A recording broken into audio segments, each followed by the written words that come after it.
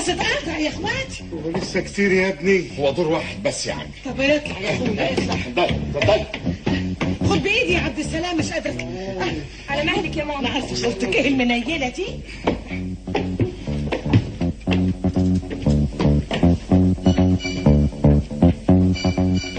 خلي بالك يا حماتي في سلمه مكسوره، السلمه نمره 7. عندهم يا اخويا عندهم.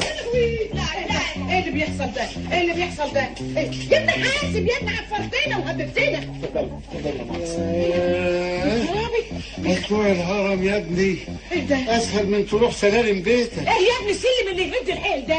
معلش بس في الاول لما ان شاء الله ما هتيجي لنا كم مره أجي. تلاقي نفسك زي العروسه.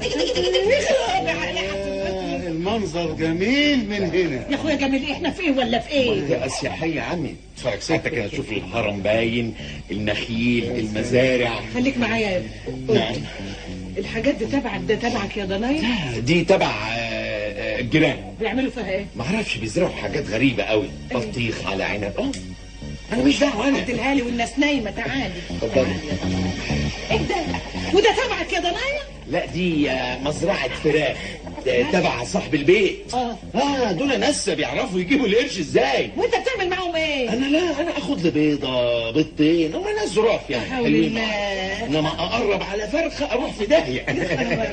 قول لي يا حبيبي. نعم. فين بقى شقتك؟ شقتي فين؟ اهي. اتفضلي. هنا؟ اتفضلي. بقى دي شقتك دي يا ضنايا؟ يا اهلا وسهلا. اهلا يا عمي. اهلا. خطوه عزيزه.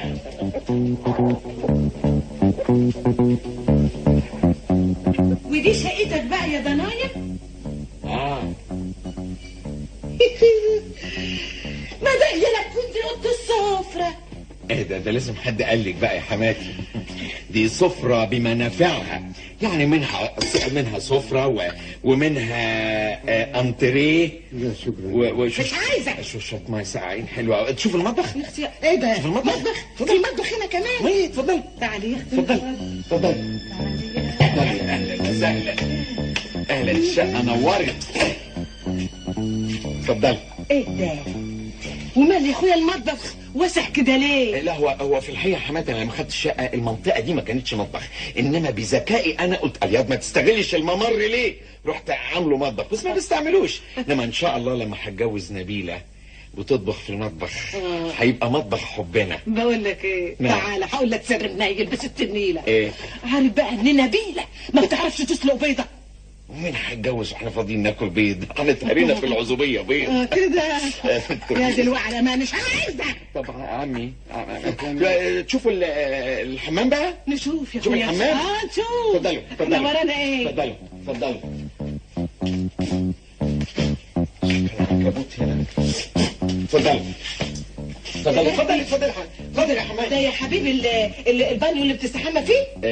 ده الحقيقة بقى يا حماتي هو له منافع عدة يعني منه بانيو ومنه غسالة. غسالة. قشطة غسيل. يا ترى مش عايزة. ده بقى يا اخويا الدش. ده بقى الدش يا حماتي. هو الحقيقة يعني بيشتغل بالطاقة الشمسية. ازاي؟ يعني في الصيف تفضل الشمس تنقع فيه تلك مية مغلية تسلق المسائل كلها. وفي الشتاء؟ في الشتاء بقى ساعتك بقى ده بيدي مية مثلجة. حرام عليك. اتفضل. حرام عليك اللي بتعمله فيه. اتفضلي. اتفضل فيه. اوضه النوم. اتفضلي. عادي يا اخويا عادي يا عبد السلام. اتفضلي. يا اهلا وسهلا. اهلا بيك يا اخويا. انتم منورين والله. اتحرك يا اخويا اتحرك ما تشوف هم التقيل. ايه ده يا ابني؟ ده سريرك يا ضنايا؟ ده ماركة ايه ولا موديل كام؟ لا هو الحقيقة ده بقى ما كانش سرير، دي اساسا كانت مرجيحة بس انا شقطتها من الملاهي. يا واد. بس ايه هنا ان شاء الله بقى لما اتجوز نبيله بقى طبعا هنرمي الحاجات دي ونجيب سرير واسع. ان شاء الله. اوعى كده يا خرا. ودي بقى يا حبيبي التسريحه بتاعتك؟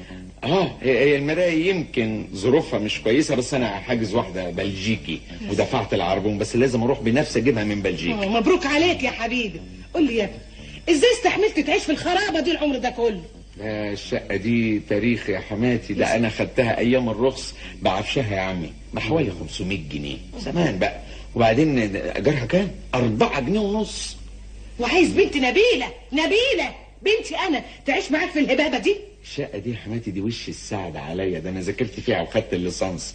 طبعا انا ونبيلة، بس في البداية نقعد فيها الاول ان شاء الله، لما هشتهر بقى نروح الفلة. فله. شوف بقى يا ضنايا، شوف يا حبيبي، انا نصحتك انك ما تتجوزش ابدا. ها؟ في الاول انا وافقت، لما لقيت بنتي مدلوقه عليه قلت ربنا يسعدها، هي الام عايزه ايه غير سعاده بنتها. لكن ما اعتقدش ابدا ان نبيله هتكون سعيده معاك في الخرابه اللي انت فيها دي. استنى يا عزيزي. اسكت انت يا عبد السلام، ما كمل كلام. حاكم انا ليا نظرة. يا اخويا بلا ناصره بلا هباب. اسمع يا ابني، اذا كنت عايز تتجوز بنتي تجيب لي عقد ايجار شقه 4 اوض وصاله، غير كده ما تفكرش في الجواز خالص. يلا يا عبد السلام، يلا يا نبيله. استني بس يا اسكت، ولا استنى ولا حاجه. هات حبه ميه بلعريه. هات. شوف النظرة. نظرة ايه وليله ايه؟ هات. مش عايزه. يلا يلا يا عبد السلام. لا يا عمي، طب ما هنشوف عمي هيقول نظرة.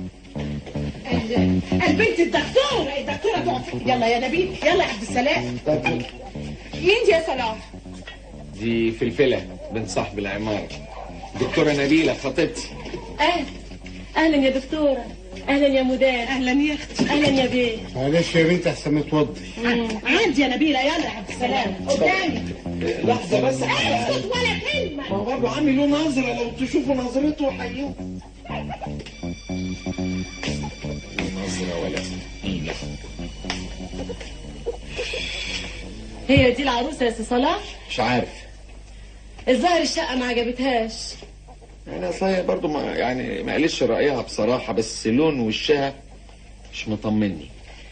وتفتكر لو هي وافقت ابويا هيوافق انك تتجوز في الشقه؟ وابوكي ماله؟ ابويا ماله؟ ابويا حاجز لي الشقه عشان انا اللي اتجوز فيها. عاوز تقعد فيها تتجوزني انا، مش عاوز تتجوزني. ابويا هيعرفك في عيشتك اخر قرف، هيقطع عنك الميه والنور، وهيجيب لك فتوات يضربوك لغايه ما يخلوك تنفد بجلدك. كل ده؟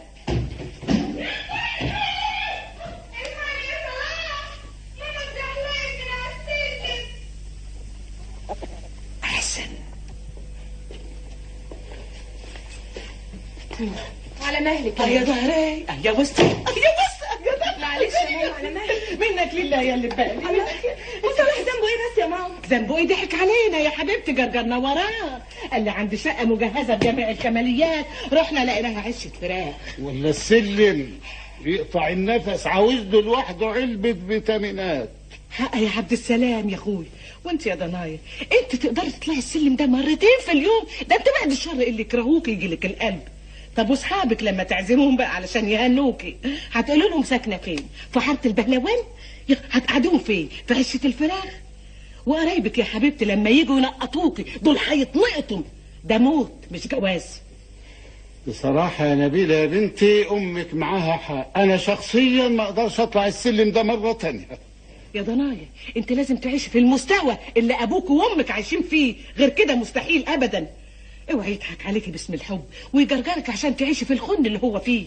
يوم ما يجيب لك شقه 4 اوض وصاله انا مستعد اعلن الخطبه، غير كده يستحيل ارمي بنتي في النار بايديا. والدتك معاها حق يا نبيلة في كل كلمة قالتها لك. إذا كان صلاح بيحبك بحقيقي وعايزين تعيشوا مع بعض حياة زوجية سعيدة، يبقى لازم الأول يفكر في عقد إيجار الشقة. من غير العقد ده يبقى ما فيش أي أساس للحياة الزوجية، ومن غير أساس ممكن كل حاجة تقع تنهار. اوعي تغلطي غلطتي يا نبيلة.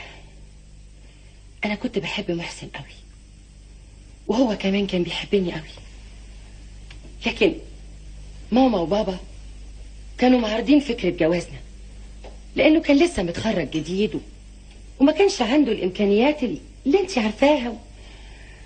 لكن أنا صممت إن أنا أتجوزه، واتجوزنا من غير ما نفكر في بكرة. كنا فاهمين إن حبنا لبعض ده أكبر ضمان لمستقبلنا. 5 سنين يا نبيلة واحنا بندور على شقة. 5 سنين واحنا عايشين عيشة الكشافة. ساعة تلاقينا في اوتيل شيك، ساعة تلاقينا في بانسيون على قد حاله، وبعدين اضطرينا نتنقل عند ماما، وبعدين اتنقلنا عند حماتي، وضاع الحب. ضاعت كل المشاعر الحلوة والأحاسيس اللي بسمعها منك دلوقتي يا نبيلة. وتفرغنا للمشاكل بس. لما محسن يتخانق مع ماما طبعا لازم ازعل. لما انا اتخانق مع حماتي طبعا محسن لازم يزعل. حتى بنتي الوحيدة اللي بحبها بقت اكبر مصدر لتعاستي. اخدها معايا الشغل ولا اسيبها في البيت ولا نبيلة، انا ومحسن دلوقتي بقينا عايشين في جحيم. انا بقولك الكلام ده عشان قبل ما تفكري في جوازك ما تتحوريش يا نبيلة. غريبة انك طول الزيارة ما فتحتيش بقك بولا كلمة، ما عرضتيش امك في اي حاجة من اللي قالته. عايزني اقول ايه بقى ان شاء الله؟ اقول ان الشمس طالعه وهي مش طالعه؟ مش فاهم قصدك ايه. صلاح دي مش ممكن شقه اسكن فيها ابدا ابدا يا صلاح. الشقه الزوجيه دي اساس الحياه. يعني اقول ايه لاصحابي وقرايبي لما يجوا يزوروني؟ احنا اللي هنسكن فيها مش رنا. اسمع ما اقول لك بقى يا صلاح، انا مش ممكن ابدا اسكن في عشه الفراخ دي. انا مش مهم ازاي قدرت تقعد فيها 5 سنين، ده انا قعدت فيها 5 دقايق كنت حاسه ان انا هتخانق. ثم مين في الفيلا دي بقى يا استاذ صلاح اللي كانت بتتجسس علينا؟ دي بنت صاحب البيت. وبنت صاحب البيت دي طالعه لك بتعمل ايه؟ طالعه لي انا؟ دي طالعه توكل فراخ. تاكل الفراخ وتاكلك انت كمان. الله الله الله، ايه تتغيري منها ولا ايه يا ابو قلبي؟ اسمع ما قالك يا صلاح، واضح جدا انها بتحبك. تحبيني انا؟ ايوه لكن ما لكنش ولا حاجه.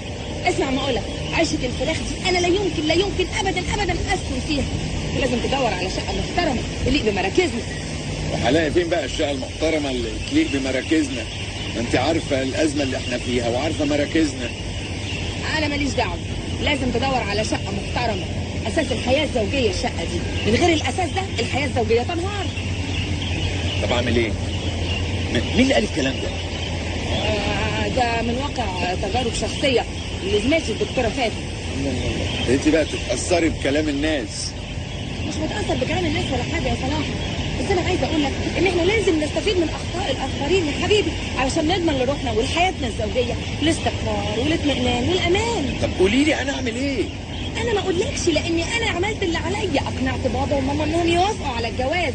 وماما مش ممكن تعلن الخطوبه الا اذا ضمنت لها انك تجيب لها عقد ايجار شقه 4 اوض وصاله. طب واجيب لها منين 4 اوض وصاله؟ ما تدور يا اخي، ما البلد مليانه عمارات فاضيه. انت تشرب